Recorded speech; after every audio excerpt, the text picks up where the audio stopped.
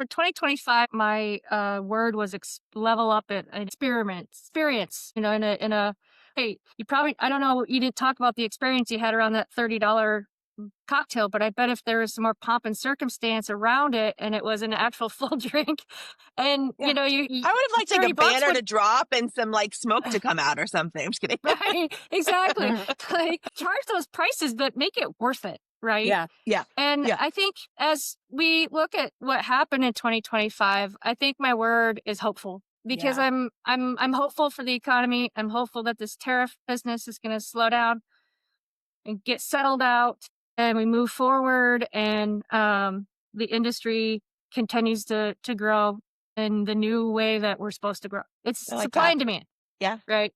Absolutely. The consumers are going to tell us what brands are going to make it. But I think there's going to be a lot of pullback in the next year to 2 years. Well, I'm going to put the positive juju out there. My word for 2026 is growth because I feel like we can only go up from here. I feel that we're in a real lull in the roller coaster here. And my word for 2025 was evolution. And I felt it a little more on a personal aspect than professional, but I definitely felt it. But I think growth, now we're kind of at rock bottom a little bit. So I think we can only go up from here. So I'm optimistic that the industry is going to continue to grow in a positive way. Yeah.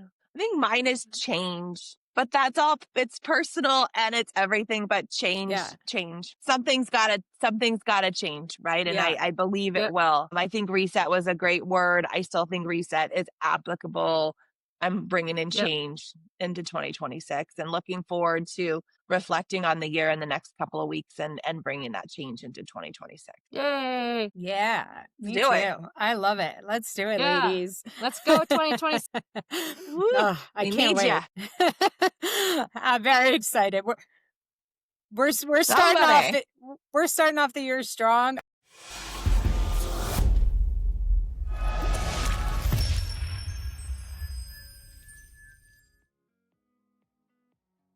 Welcome to Thursday Thursdays at 3 p.m. Eastern Standard Time. My name is Jessie Ott, the host of this podcast, which is all about beverage innovation. I talk with innovation pioneers from agriculture to glass. Thank you for listening, and be sure to subscribe to be notified of all new episodes. Hello, everybody, and welcome to Thursday Thursdays. I have a special segment today where we review all of 2025 and some insight into 2026. I have Caitlin Lubell and Kate Jerkins. Caitlin, would you like to introduce yourself? Yes, Caitlin Lubell, founder of BoozeBiz. We are a recruiting agency for the beverage industry, and our whole team is from the industry. And we help nationally across the U.S., everything from admin to C-suite, sales, marketing, you name it. We help people find jobs.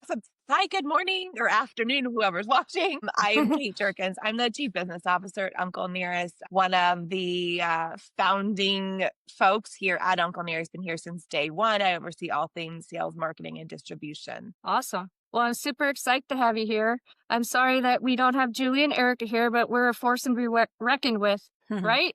We're gonna. That's right. We got this. We got this. And I've got some slides I want to show you. I'm going to go through them fairly quickly because I don't want to focus on them a lot, but I think it does kind of tell a story. And you know me, I'm always looking to see how the economy is coming, whether we're looking for a recession. I do kind of have a sidebar slide that I'm going to start with, only because I just found it very interesting in terms of power. And what I mean by power in terms of money and messaging that is happening commercially, or on the internet, whatever. And I'm going to show you this slide here. Okay, here we go. So I don't know if you've ever heard of Visual Capitalist, but they had this post out a few months ago, and I was really taken by it because it kind of shows you the baby boomers have half the wealth and only 24% of the population. And so when you think about the messaging and the power,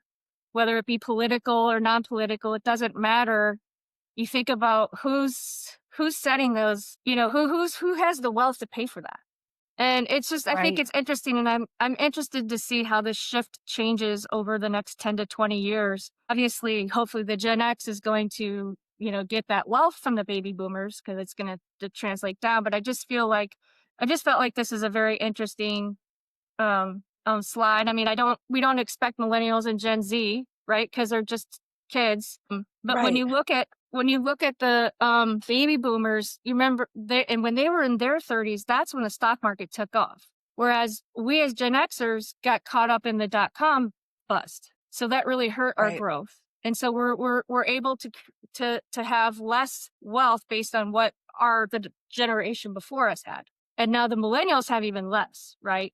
Because it's harder to Right. get jobs. It's they're living at home longer, all those types of things. So I don't know. I thought it was really interesting to bring up. It's such a, I hate this is gonna be like so morbid, but these baby boomers in the next 10 plus years, that I hate to say this, but that pie will move into their family to Gen X, right? As they leave money Yep. behind, you'll see that shift too, as somebody who's Yep. experienced like parents having passed and things like that, like you're going to see that shift a little bit, but that's pretty alarming, honestly, to I see actually that. find It it really is. surprising because when I look Yeah. at my parents' generation and my grandparents' generation, they actually lived a lot longer than they were told they were going to, right? It was like you retire at 62 or 65 and you're gone by 70. But now people are living so much longer because modern medicine and all the things, surprisingly, Yeah. even with our food being so challenging for us.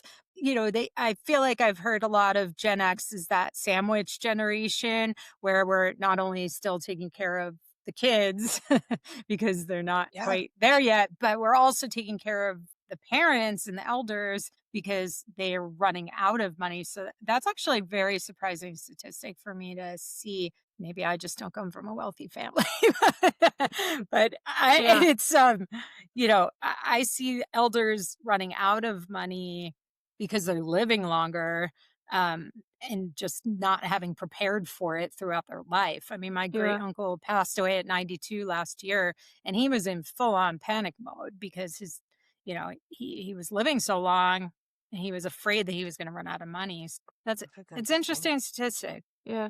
Yeah. Yeah. It struck me. And so I was like, oh, I'm going to save this for the podcast because I think this could be Yeah. a great I like discussion. it. Yeah. Yeah. So this is just a quick summary of what the results I found were. Growth has slowed. The word is slow. We're slower than 2024. We're still growing. And the one indicator that I found is more of the emotional component of people and businesses on the economy versus actual facts. So, as we know, prices are continuing to rise. That's pretty bad. I mean, they're not really dipping too much, except for Right. gas, right? Well, gas is so cheap right now. And then I presented this last year. Sorry. Well, yeah, California, you're bad. You're the highest in the nation. Yeah, Fair. it's just nasty no matter where you look at it there in California. You're right. I forgot about that. I presented this in consumer spending. We were a little bit, nervous on. Well, that's kind of shifted, and these are all the Fed of St. Louis. It's called Fred.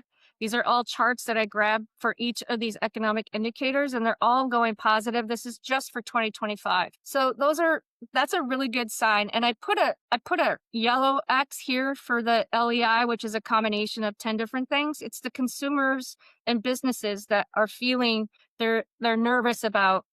That was a leading cause of the cautious LEI indicator. So the economy is strong. It's not as strong as, other years, but it's still moving in the right direction. And again, I'm not an economist here. just to put it out there. Black Friday was up over last year. Now they're saying that people in the stores were less, but the Black Friday sales and Cyber Monday sales are up. So this is all really a good sign. So they said that they're buying more expensive items, less items, but more expensive, which is definitely what wine is seeing, and spirits even, but definitely what wine is seeing as well. People are, trading up and drinking less or buying less, but better, more premium products. I think the Black Friday online sales are very interesting. So some brands that I happen to love, let's call like Aloe Yoga, also like Aloe Yoga, their online Black Friday sales started like on Monday. Do you know what I mean? So I'm super interested on how they're pulling some of this stuff, because I do think a lot of brands, I saw them going for longer. And then I wonder what Cyber Monday will actually be in the future, because Black Friday seems to be so this moment. Like, you couldn't have paid me to get in my car and gone to a store on Black Friday this year. Definitely. No, I sat in the couch and I had my computer and I went shopping. Yeah. That's what I did. Exactly it. That's a good point, Kate. That's a really good point. Yeah, the sales did last a lot longer this year. Yeah. Like, you didn't have to get it by midnight on Friday. Like, all of a sudden Saturday, we're still going, or whatever it was. You know? Exactly. There's less pressure. I mean, remember the days when people would go into stores and get trampled upon? I was seeing videos of like the Cabbage Patch dolls. Yeah. Yes, Cabbage Patch dolls. Yes. Like, R.I.P. gotta go. So I always like to look at consumer debt. It's definitely the highest it's ever been. Credit card balances are higher. Student loan delinquencies are happening more frequently. But there's nothing in here that's alarming at this point. So that's good. So this is just kind of overall general. If you guys have any feedback, I think there is still volume pressure in the wine industry. I think that they have a lot of bulk wine. I know they had a ton of it this year. So hopefully they've kind of sold through some of that and more equal balance of production to sales. And I think, the inventory turns is something that is going to be a major factor on who's going to win the game, I think, in 2026. Because I think you need to focus on the stores that are your partners and selling your product to get as much velocity as you can versus trying to spread out too thin. And I think that's the strategy you need displays and presence and education in the stores where you can do the best right now. Yeah. Having it everywhere is not helpful. It's not. And that's for wine, beer, spirits, non-alc, whatever. 100%. Beer is flat to down. NA beer is still strong. The regional pull, we still hear that, especially in RTDs, not just beer, because they're using the beer distributors to build that community. And those are some great success stories I think we saw in 2025. Same velocity pull. I think they're soft. I have a chart that shows multi-outlet plus the military. Probably some inventory in digestion this year, because I know that there's a gluttony of it, but we should be through all the COVID levels now. Don't you guys think? Yeah. Look, you had COVID, you had all this growth, you had these, especially the public companies expecting to see that same growth, and a lot of pressure going to distributors to continue to buy at those same rates. And so we know that there's distributors with ample inventory on the floors in the last year and a half. So to your point, the digestion is important, and you'd hope that we'll see something better, that we've had the depletes that were needed in these categories at these distributors, and then we can start getting back to kind of like regular buying patterns from the distributors. So take consumer growth out of it, but looking at just, can distributors get into better patterns now? Are you still seeing the price decreases in California? Yes.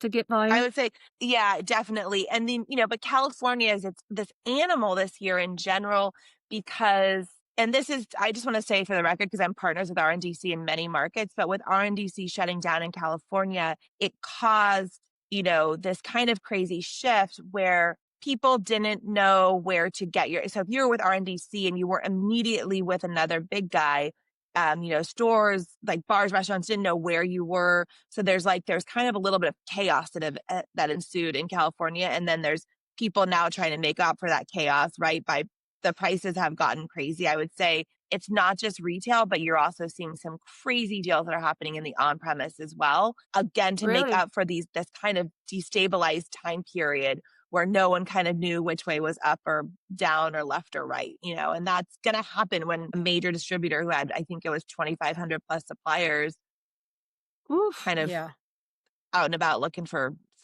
looking for a new partner. Can you talk about Yeah, where you California guys is going ended to up? take a minute. Yeah, so we actually we ended up with Classic Wine and Spirits, which is now Classic Wine and Spirits. It was just Classic Wine. So our strategy was because there was going to be so much competition going into these larger guys, and these are guys that we were partners with in other markets. We were looking for somebody a little bit on the smaller side that we could grow with and help them grow, and we could all grow together. And so really pleased with how that's been. The advantages are less rules, less regulations, less layers, meaning we just did a big sales blitz in December with them in California. Like big distributors will not let you No do work way. with some Right. splitzes and things like that. And we were able to have Victoria, our master blender, come in and do GSMs, in the middle of the week. And then in December, right after Thanksgiving, Fawn came to town and did GSMs with them. So they GSMs That's just great. for us to be. So those are the advantages, right? When you're working with somebody where there's no layers and it's like, how are we going to grow this business together? And let's do things that maybe we wouldn't normally do. And so that part's been really neat. I say it over and over again. It's the less layers is wonderful. Now, the challenges are less people on the street, but that's going to grow as they grow. And so we're just working with them and partnering with them as best as we can. But I would say I'm very impressed with how it's gone so far. And I think there's a big advantage to being able to touch every single one of those their salespeople, and being able to give them as much education as possible right off the bat that will help us in the long run for sure. Yeah, That's because great. you guys, Congratulations. I'm glad that's working out yeah, for Yeah. you. Thank you. Yeah, and thank you you. have such a Yeah. great story to tell. It's like an emotional connection to a brand that Right. these guys can go out and sell and talk about. And you Right. want them And to we had have the that power opportunity to behind sit it. in small rooms. You sit in small rooms and you can tell them that story, and they can ask questions, and they can touch and speak to the CEO and the master blender and ask those questions. And it's no one's So fault, cool. but in the bigger houses, you just don't have that connection. It happens over time, but not as fast, right? You got to do it a few times, and the timing's got to be right and all that kind of stuff. We just Yep. had the ability to be able to work with them and be able to get them in front of one another so much faster than we would have anywhere else. That's So fantastic. yeah, Did it's been they great. end We're up really pleased. picking up a lot of brands, or were they pretty selective about the brands that they picked? They slowly are, like, we're their premium whiskey, but they've picked up some other spirits. I mean, so it's Bronco wine and classic wine. It's like, so all kind of one and the same. And so obviously they picked up more wine. That's their bread and butter. But yeah, they've started to pick up some other spirits. And I think they will too. They want to progressively grow, but not grow at a rate that they can't keep up with, and be able to kind Yeah. of have the personal attention that they've been Yeah. known for. This is very much like a family owned business. And so that attention to detail and that personal connection remains. That's fantastic. So That's exciting. I'm yeah, excited for very you guys pleased. out there. That's awesome. Thank you. Yeah, absolutely. Absolutely. And, I just sending all the love to everybody in California, because it's not been an easy year just with everything. And, the beginning of the year started with the fires as well. So we've kind of just had this sort of like Yeah. ongoing challenge going. And again, no offense to RNDC, but once they decided they had to shut down,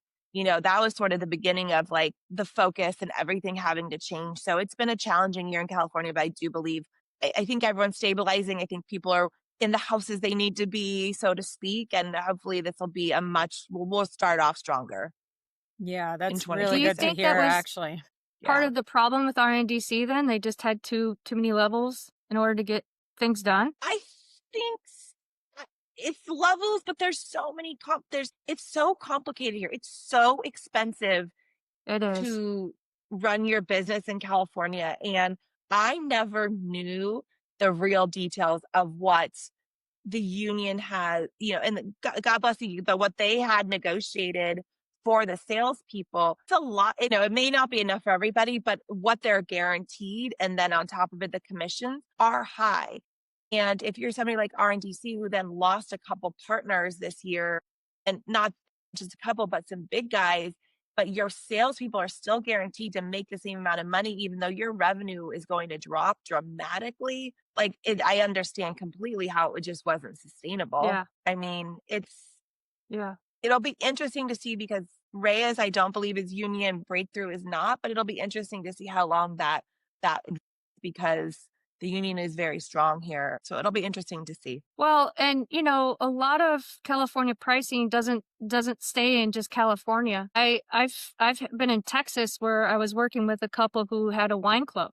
And so we were trying to sell them some wines and they're like, well, it's $20 cheaper in California. I can't sell this to my customer because they're going to go and look at the price in California and they're going to say, no, I want it. Yeah. But they don't think about transportation and all the extra costs that go into something like that. And yeah, California, the discounted prices certainly affect other parts of the country. It does. And people use Wine Finder and they use all these things. So yeah, we have retailers in Chicago, Texas, New Jersey, New York that will call us out sometimes because they're like, how are they getting this kind of price in New York? And it leads to some challenging conversations for sure. Yeah. For sure. As far as the union, I mean, I worked union, I worked New York for years and years and with Southern, directly working for Southern and then as a supplier through Southern. And the union's definitely strong in New York, but it doesn't necessarily go out further than, the major wine and spirits distributors. So I don't believe any of the beer distributors are unionized or anything like that. I'm not positive. I may be wrong about that, but I don't believe so. So I think it was really just kind of like Southern and Empire unionized, but it didn't have a trickle effect out into the industry with those mid to smaller distributors. They're definitely not unionized. Interesting. I mean, I don't know if that's relevant to California at all, but just for foresight purposes, maybe. Yeah, but I guess I don't know the number of people that, and I may have gotten it wrong with the number of sites. I believe RNDC I think the layoff was 2,500 people. You think about if they're going into these other distributors, there's going to be this expectation at some point, Potentially. It'll be interesting to see. Definitely interesting to see.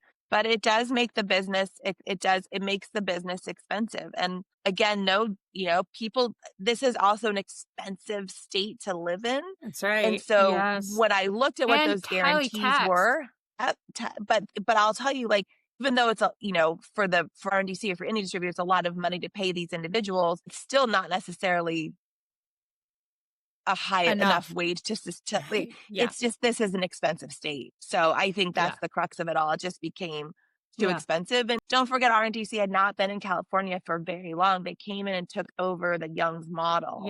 Right. And, you got to sometimes decide how long you can keep that up. Yeah. Definitely operates very true. differently here than anywhere else.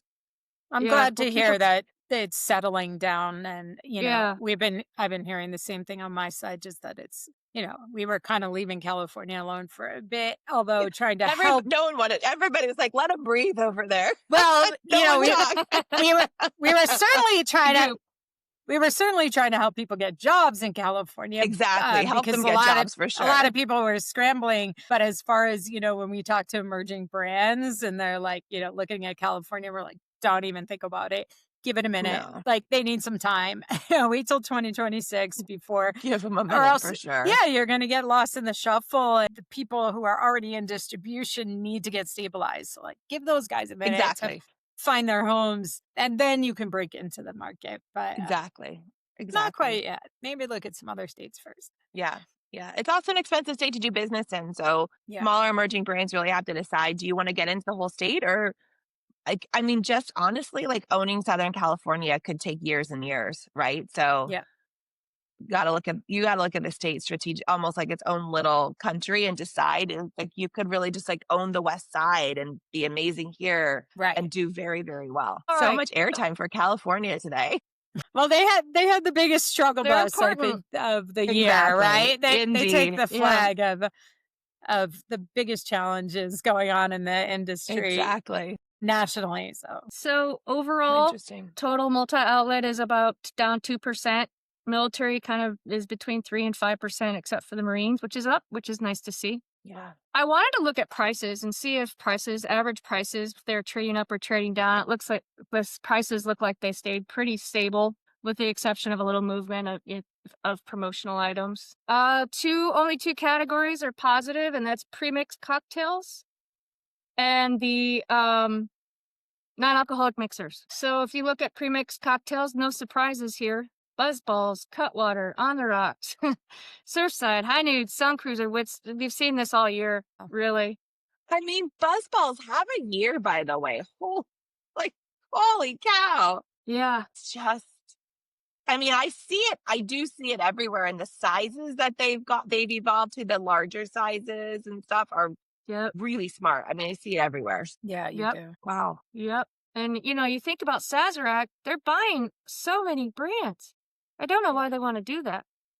If you look at non-alcoholic mixers, Mr. and Mrs. T's, Roses, look at Fever Tree. Yeah. I didn't Also even know have a private year. label was. Holy cow. Yeah, It's a good brand. it is a It's great a brand. great brand. And Yeah. they do really good with partnerships. Yeah. They Mhm. do partner with a lot of brands for sure. So this is just for the month of November, kind of what we've seen here. Cutwater, Crown Royal, and that's because they had a flavor launch. And then Buffalo Trace. And if you look at it for just multi-outlet, doesn't change a whole lot because there's, obviously a lot more volume there. But there's Can I only ask in the the top Buffalo 30. Trace? Sorry, I don't mean to interrupt you, but the Buffalo No, you're piece is fine. interesting because it's so positive. You're seeing a lot more Buffalo Trace everywhere. Like, I feel like they came off some type of allocation this year, which maybe was helpful, or they're Yes. selling it Oh. differently. It's been interesting to see it because I see it more frequently than I did in the past. So it's just interesting to see that. Okay. Yeah, that is. I thought it was too. I didn't dig into it any more than that, but that's a good observation. It makes sense according to this chart. But there's only 4 brands that are positive in the top 30, and this is all spirits. And then year to date, you got On the Rocks and Don Julio that for the full year are positive. So Yeah. it's That's just pretty- kind of sad. That's pretty funny with all that, all the press about that's been hitting Don Julio and stuff like that. It's interesting to see that they're Yeah. not, they're doing that. They're going up, not down. That's Not interesting. affecting them, no. No, people are like, I don't care. I still like my Don Julio. Exactly. Good for them. So that's the data that I wanted to share. I hope you found it interesting and useful.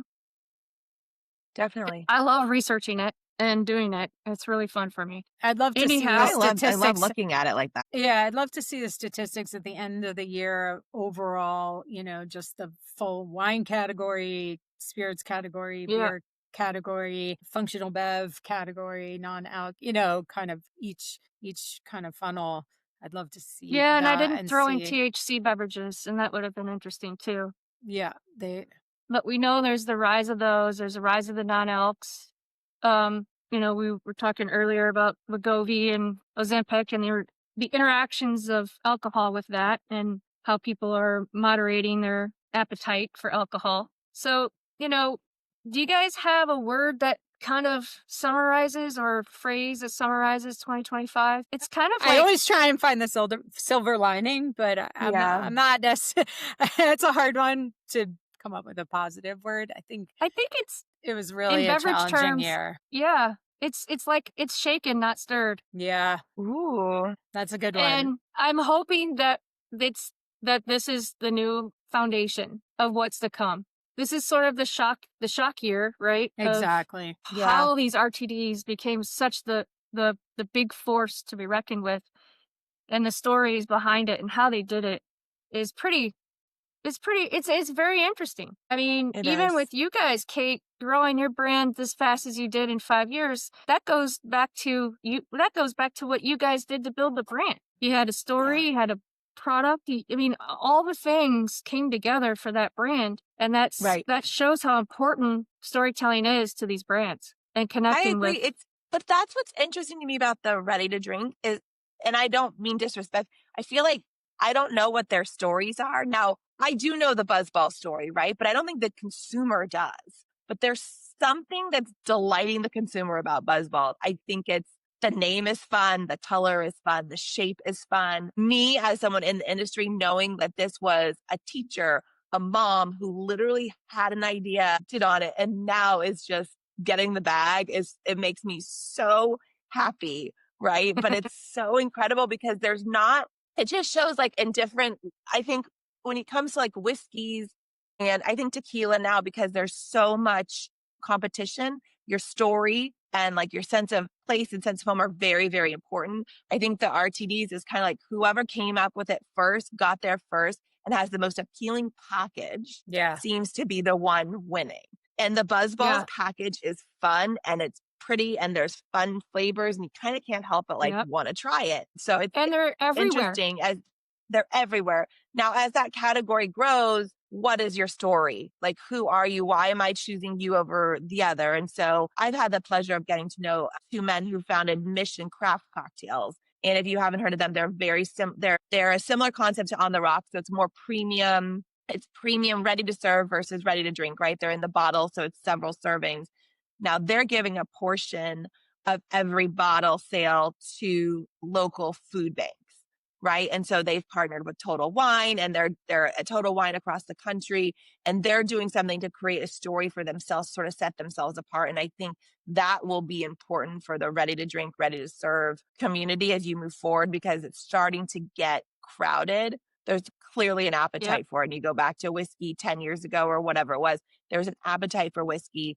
How do you break through? You've got to have something that's going to set you apart. And these guys are going to need that as time moves on. And they've got to figure that piece out. I actually think it's super interesting. You're bringing up such an interesting topic because they say that the millennials and the Gen Zs, and they really relate to brands with stories when it comes to wine and spirits, right? They really want to understand the foundation, and it's very important to them. Yet I don't feel that a lot of some of the RTDs definitely have stories, but are they being really loud about it the way that wine and spirits?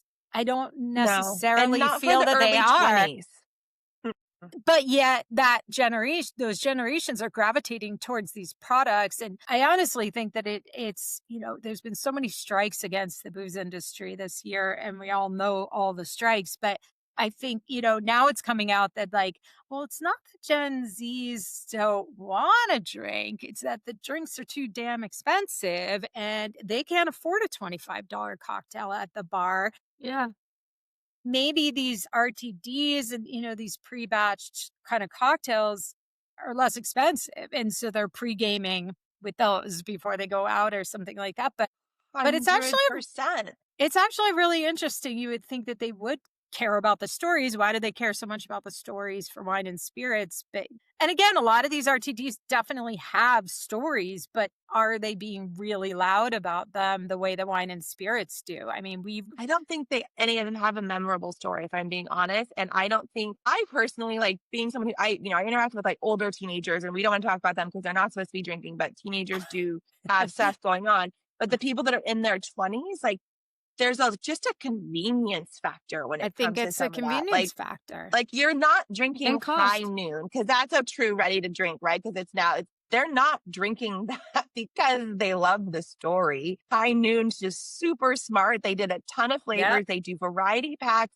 They make them 100. You can get the 100-calorie cans, so now you're feeling skinny while you drink. Like there's a million ways to that they appeal to everyone.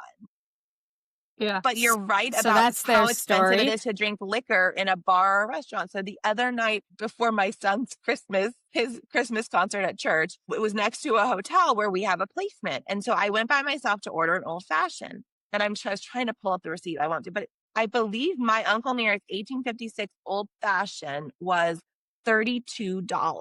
Jeez. And you have an expense account. So, most. Right. Not everybody has that expense account for their alcohol, right? And it depending on and it wasn't a huge old fashioned, not that that's a lot of money. And for me personally, I'm like, how would people can't just do that. Well, recently I was with our team in Chicago, and went to support an account, and we did everything. I signed the bill.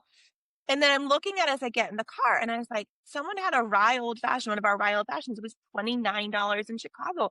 I'm like, that is overall, that's the bigger challenge, I think, is that. Yeah, they can't afford it. People can't afford that. And if you're going to make a decision about going out to dinner, you're going to have to forego some of that. I'm a family of 5. You can't go to dinner at a medium restaurant right now for under $200. I can't take my 3 kids through a McDonald's drive-through that's not $35 to $40 for the 3 of them, right? So if you have to make a decision, you're going to make the decision on a premium cocktail that costs $29 to $32. Mind-boggling. And our prices haven't gone up. Our prices haven't gone up our price to distributors has been the same since 2017. But bars and restaurants and all of them, like the only way they're making margin and they're making money right now is on liquor.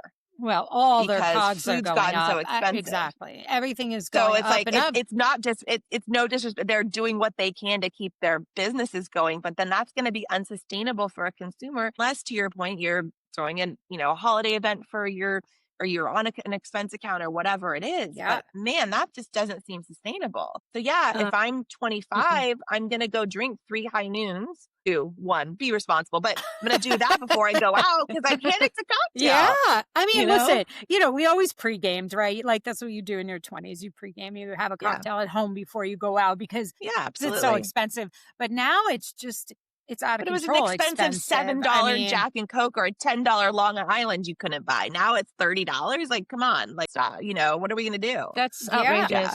Well, and I've the heard that about restaurants have no choice, though. It's not even just Chicago. No, it's not their fault. Everywhere. I mean, New York City, a cocktail's been $30 for a long time, right? And I've always said, like, I don't know how people live here without an expense account and go out and eat and drink because I was so lucky that I was able to go out and support my brands that I was working for. But costs are going up, rent is going up. I actually just did, not to like change the subject, but I just did a big post on LinkedIn about salaries, and salaries are going down, and that means that people have less money to spend when they go out, but everything is more expensive, and everything is more expensive. It's really misaligned. Now it's not making sense. Yeah, the math is not mathing. It's not mathing, and I get it. If I was 22 years old and I wasn't, didn't have an expense account, wasn't making crazy money, I would never spend $25 on a cocktail. I don't like to do it now, and no way. I'm like, geez, I mean, I guess, but it better be good. And I love a really good cocktail. Like mixology type cocktail, craft cocktail, whatever. But, sometimes 3 sips and it's done too, right? And now you just spend $25. My old fashioned didn't last very long. I was trying to buy some time, and I was like, this didn't last as long as it should have for what it was. Yeah, especially that first one. It's like that first Negroni. I looked down and on it's a Friday gone, night, and I'm you're like, that's. Oh, that was $22. That went quick. So yeah, exactly. I get it. Exactly. Yeah, and I'm a Gen X, and I'm looking at that, so I can't imagine what the 20-year-olds are looking at. Exactly. I also think that we're going to see a lot of shakedown in that segment because not everybody's going to make it. And I'm sure there's a lot of people that got into the business that don't know what they're doing, that don't understand operations, don't know how to manage a distributor. They don't know how to manage their funds. They don't know how to get the best for their buck, and are just throwing money at it. And so I just can't see that being sustainable either. And, going back to, those that are building it around a community, one state at a time, not going too far. Encore Talk House. I don't know if you've heard about this one. They're just in the Northeast, based on a music venue in the Hamptons. And they're only in 4 states, but they have the highest velocity of any RTD right now because that's their focus. Oh, wow. Good for them. Yeah. And so when they go in, they've figured out through analytics that if you get a billboard of like 5 or 6 cans, whatever it is, you'll sell 3 times more than having 1 or 2 or 3. And so those types of analytics are so important to get the distributor on board because the last thing they want is another RTD. Right. But when you have a story like that and you can prove that your methods work, those are the people that are going to win. Yeah. Yeah. It's a really important. That billboard effect is very, very important. Yeah. It's an important. I will say I've got plenty of distributors who told me this year that they wouldn't be surviving without RTDs. So but to your point now, the more and more that come, it's like, how do you prioritize? How are they going to prioritize? And then how do you break through? And again, what's your story? Who are you? Why are you better than the others? Well, and Kate, I think somebody on LinkedIn posted a picture of a grocery store in California, and it was just wall of color. And I don't remember if it's NA, functional, RTD, didn't matter because I wouldn't be able to focus on any of it because I didn't understand it. I have no way to navigate it. I mean, it's a tough space to fight. you got to Yeah. really fight for that Yeah. shelf space. You really and it's do. going to get harder and harder. But Yeah, to your point, I get Kate, they're selling. they are selling, but it is tough. Like What's I'll say up? I've had, I'm not NA, curious here and there, and I'll go in and look at stuff, and then I kind of get overwhelmed. I'm like, I don't Yes. know what, like I'm not really sure Definitely. which one of these I want to try, even when it comes to, this summer we were up in the mountains and we were spending some time on a boat, and I'm like, I normally drink Uncle Nearest or I drink wine. Neither one of those felt appropriate for noon on a Wednesday on a boat with my kids. So I'm trying to figure out like, what seltzer do I want to try or ready to drink and even that can be overwhelming. And I landed on High Noon because High Noon's talked about the most right now in our world. But otherwise, I would have loved to support someone else. I just don't know enough about it, and High Noon's sort of like, they're kind of, what are they? They're the belle of the ball right now. They're the because people talk about them the most. Yeah. Yeah, I find the category definitely overwhelming. And I love to see emerging brands skyrocket and succeed. But it is, I agree. I went to a world market recently and they actually have like yeah. a booze section in the back. It was, I felt really old, and it was filled with alternate packaging, just really unique blended flavored wines and like all these random items that like you don't find in a regular like wine and spirits liquor store, Right. and Right. I found it really overwhelming. I was like, I would love to just grab a can or a small package of something, but I'm like, what if it's gross? Some of them are delicious and some of them are not. What? And Yeah, you just don't know. you don't know.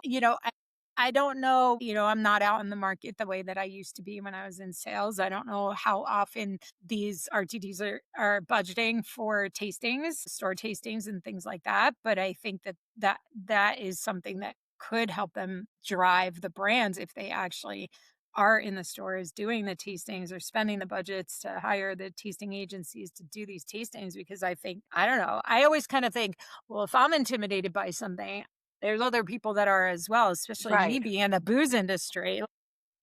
Yeah. I don't know what to do.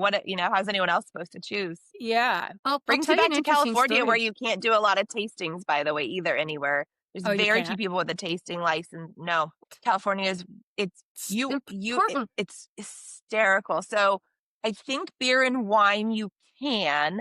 Like if you think about, let's just go with Total Wines because that's what's kind of known for tastings. Beer and wine you can. I think there's only a couple Total Wines in the state that have a license to be able to taste liquor, but you don't see, generally speaking, like my local Whole Foods, which is a mile from my house, which has a huge beer, wine, liquor section. You rarely ever, I've seen one bottle signing there ever. It was Brothers Bond, and I got to meet the guys, and they're so cute and so nice. And then that was it. I've never, and there's huge, there's Oh, wow. space, there's huge opportunity, and people just don't do it. The licenses don't exist as prevalent. They're not as prevalent as other places, which is interesting too. I didn't even know that. But also I think that a lot of brands are cutting back on budgets in general because of all the reasons that alcohol is struggling. And I think one of the budgets they're cutting back on is tastings. And But how do you get liquid to lips otherwise, though? How do you get people to actually know? I think it's really one of the most important things to do. And I hated it after a long, busy week. The last thing I wanted to do is stand in a store for 3 hours on a Friday. And I wouldn't do weekends because I'm like, I came from the hospitality industry. I worked weekends long enough. I'm like, sorry, I'll do Thursday and Friday. I'll send you agency trauma on bond on Saturday. hospitality. Exactly. But it was so key. And I would push myself to do at least a tasting a month in one of my stores because you have to, especially when there's such a high level of competition out there. There's a trillion brands. So how much. are you getting, the attention? You have to do tastings. I think it's a really important part. When we talk to emerging brands, we always tell them like, their budgets are tight, but we're like, you got to save money for tastings because, have your people do them themselves because it's just so important. I think. Yeah. I never see these RTDs. Erica said, does 3,000 demos a year. That's what it takes. 3,000. Yeah. Wow. One of my clients, Suavecito Tequila, they have a 5-year spirits direct agreement with Total Wine. So we're helping them sell in the UK and other places. And because obviously Total is exclusive right now, but they are now the #1 selling tequila in Total Wine and number of bottles. And they have a 4-foot section and it's beautiful. The bottles are beautiful. And it's because Total Wine got behind the brand. The whole system of people got behind a brand and they help sell it. If somebody has a different tequila, they try this, try this, try this, try this. And so it's not just, they do a ton of demos. I don't know how many they do a year, but it's a lot. They're doing demos every week in as many Total Wines as they can. And that's what's really helping drive the sales. Not only are they but the getting hand selling makes a difference though too, right, Jesse? Right? Because those guys, my nephew just got a job at Total Wine, so I'm fascinated. He's just turned 21, and I'm like, all the things we think we know. I'm like, is that how is that how it works? He's like, yeah. Like it's so fun to hear it from the other side. But the hand selling makes a difference. And for somebody who's 21 years old, he's already been given so much knowledge in the few months that he started working there. They do a great job of educating their team.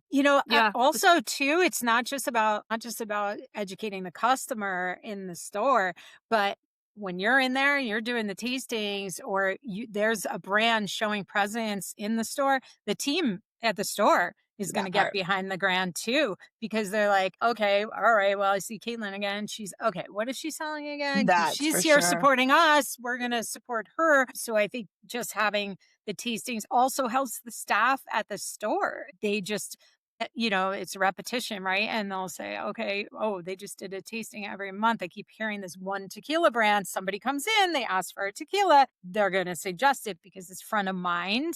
It's front of mind. Mm-hmm. Yeah, right? Absolutely. And I think they're so smart. important. Right. And I think more people should be really investing in tastings because of all the reasons we just said, right? Yeah. Yeah. You're very right. And the people educating of the people in the stores and the like getting to know them, building relationships is a big deal. Definitely. Of You're course. Right. I mean, that's how I became friends with all my retailers was just, okay, I'm going to come in, I'm going to support you. I'm not just going to drop 5 cases on you and walk away. I'm going to come in and support you and do what I can to go help. sell this.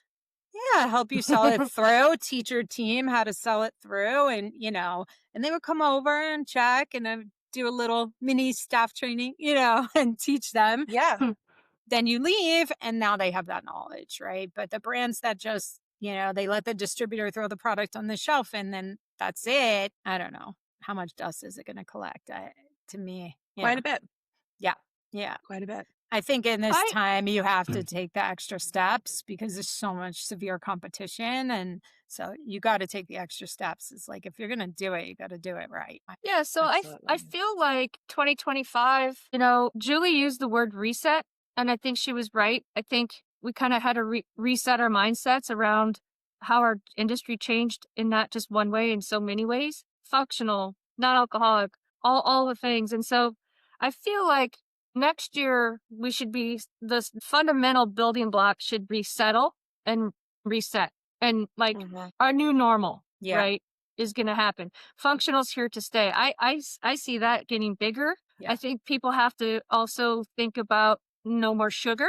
There's people that don't want sugar. I think when it comes to making cocktails, like real cocktails, what I've seen on my podcast, those bartenders and those people that are really trying to mimic the cocktail, because that sugar is like a slight emulsifier, are using real cane sugar to do it and real natural ingredients. I'm seeing real natural ingredients and I'm seeing a little bit of sugar in the cocktails, but the non-alcoholics, I think, have a problem with sugar and they're going to have to fix that.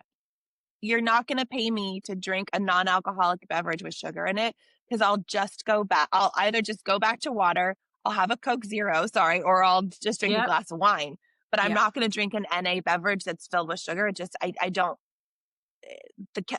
calories aren't worth it to me. Exactly. Yeah. Why bother? Exactly. And it's so just why it's a why bother. There's too many other options that are not alcoholic to drink. Or if I'm going to have all that fresh sugar, I'd rather have a fresh squeezed orange juice if I'm going to do, which is like, at least I'm getting vitamin C and things like that. I'm getting like, but you're right. We've got to figure that out. We've got that part's got to figure out. And I know, Kate, you mentioned I think people are getting close. Okay, good. Well, they're always going to refine and listen to their customers. Yeah, absolutely. You mentioned that a grocer was concerned about non-alcs expiring because they didn't have the alcohol, which is a stabilizer in it. Are you Yeah. still seeing that on shelf? They were the only one that's ever said it to me. And when it was the ones that were like very juice heavy, I wouldn't say when I'm walking around like my local grocery stores, I see more canned beverages than anything. I don't see a lot of like juice heavy stuff right now. So I would say like, I go to Whole Foods mostly lately just because it's close and convenient. And their non-alc section is very impressive, but it's mostly canned. So I feel like those things probably are preserved better than anything else, and lots of options. That company, and I'm gonna Gia, I think it is. Have you seen them? Yeah. Yeah. Wow. Last Great night I brands. walked by, really impressed to see they have like a non-alcoholic espresso martini now, a non-alcoholic like kind of Aperol spritz thing. And I was like, those look interesting, but those all look sustainable as well, the way they're being. So it'll be interesting to see. And the particular grocer I was talking to maybe got talked into buying stuff that just, they never were specific about the brand. But yeah, I mean, the fact that they shrunk their section based on some of that stuff was very interesting. I don't see Whole Foods doing it though. They seem to be growing it more than anything. Well, they kind of have the name behind it, right? Too. Yeah. In that sense. Yeah. You have to have the right ingredients to even be allowed in there. And that's right. That goes with consumer trust. That's and right. so maybe they're a little bit more selective on the brands that they pick. Very true. Very true. I think the brands for me, we can go back, we talked about this before, but if you walk into like a Kroger style, you're going to see all of these CPG brands like a Sunny Delight, a Mountain Dew, whatever, all those guys that now have booze. I don't know how sustainable all those are over time. No, I think they're I don't already think a so. lot They're are even appealing to pulling people back. our age. They're appealing to people our age and a little younger than us, maybe. But like, I don't foresee my daughter when she turns 21 going to be like, I'd love a juice that I wasn't even allowed to drink as a kid because there's too much sugar in it, but now you have vodka in it. Like, I'm just thinking out loud, like, I just don't know how sustainable the Minute Maids of the world. Like, I just don't know how sustainable those are. I think they were interesting experiments, but I think that stuff we would see go away before anything else is those experiments.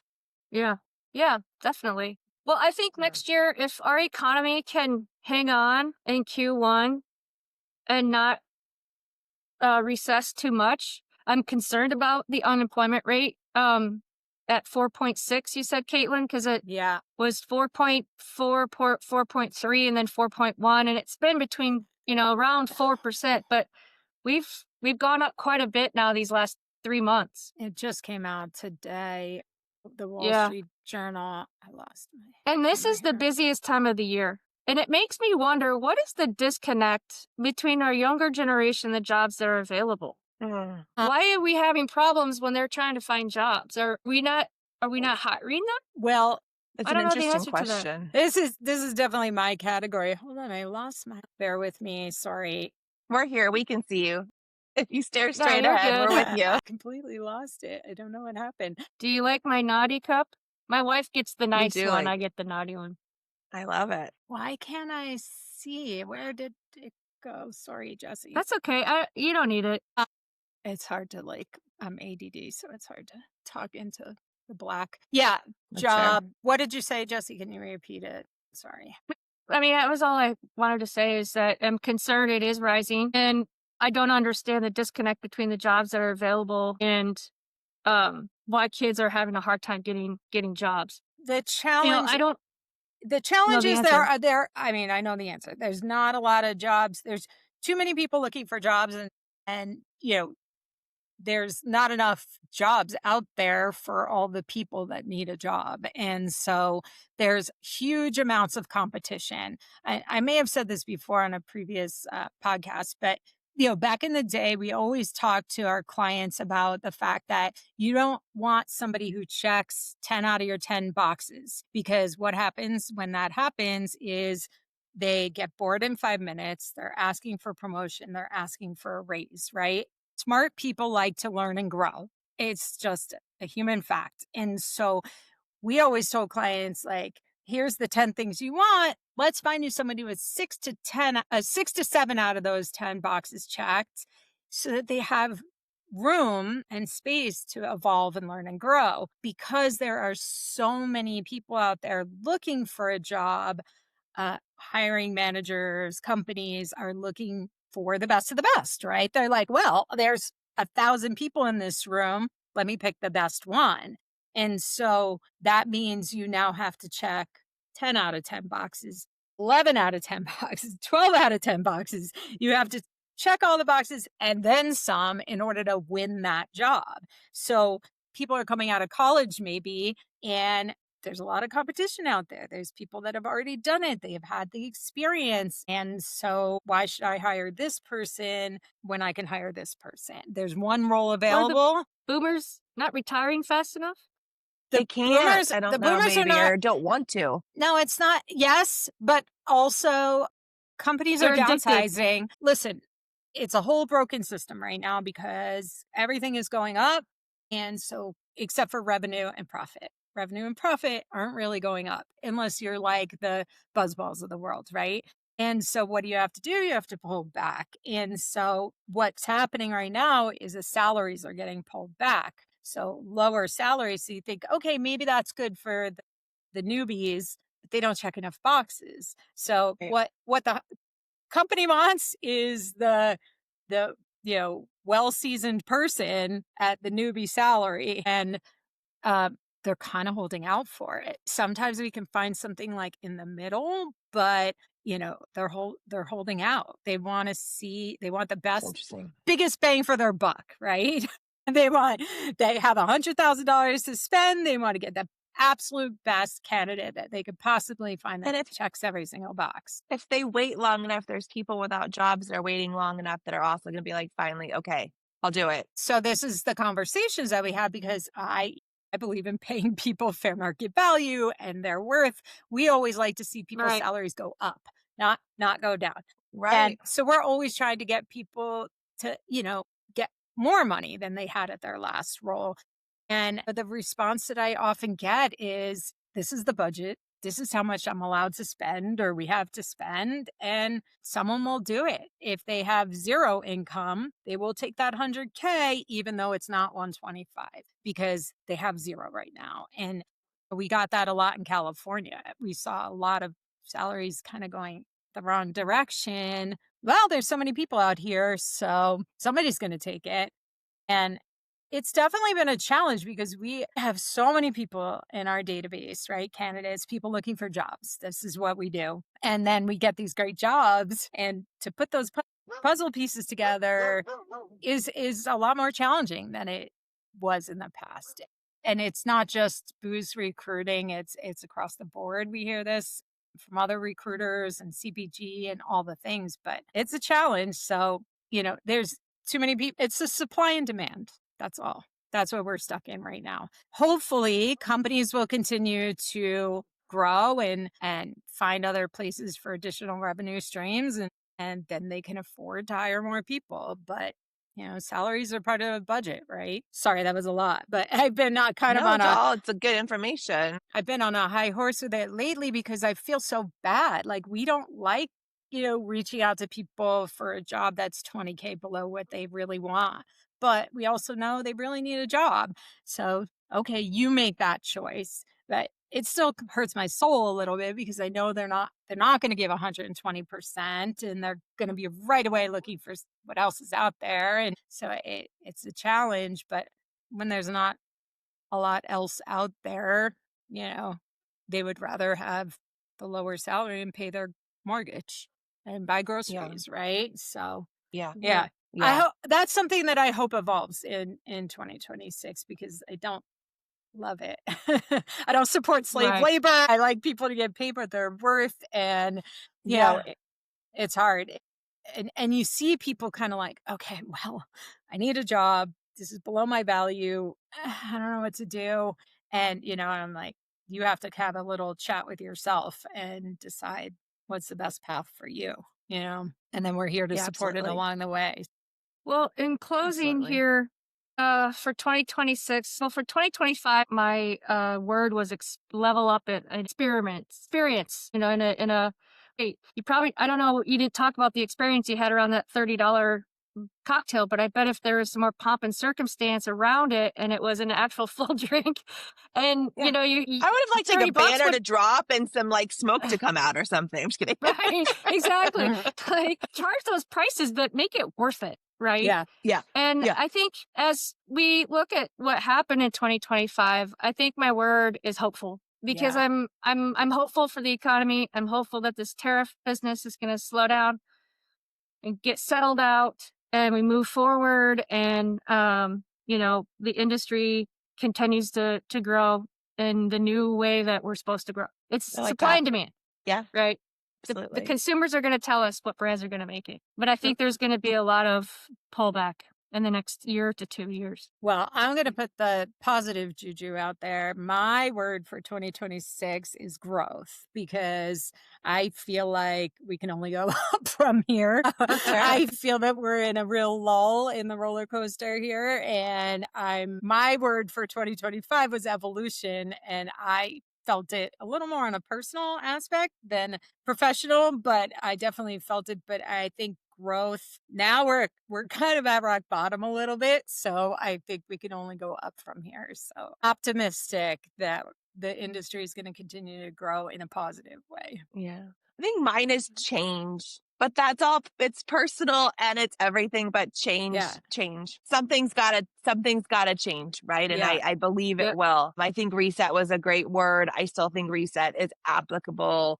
I'm bringing in Yep. change into 2026 and looking forward to reflecting on the year in the next couple of weeks and bringing that change into 2026. Yay. Yeah, me do too. it. I love it. Let's do it, Yeah. ladies. Let's go 2026.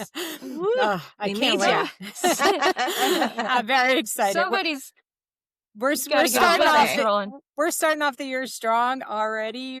I think we're gonna have 3 people starting right in the beginning of the year, and that's super Good. exciting. To start off January with new people getting new jobs and new happy Good. clients. So yeah, we're really excited, and we hope to get as many people humanly possible jobs in this industry as we can. Love to hear it. Awesome. Yeah. Thank you for doing that. Well, happy All right, holidays, yeah. ladies. Happy Thank holidays. you. Thank you. And Till 2026. yeah, we'll regroup for Q1. Are you guys still up for doing this? We're game. Yeah, Game. definitely. Yeah. Absolutely. Great. I think it's so fun. Cool. It's one of my favorite Me too. podcasts I get to Me do. too. Yeah, thanks. If only Thanks for everyone could having hear the us. banter before the call. Yeah. Yeah. Penis. Exactly. All right. Bye, y'all. Thank Bitches you. complain about perimenopause. It feels great that Exactly. other women We're are feeling good the at same it. thing. Produced by Fedora J Productions.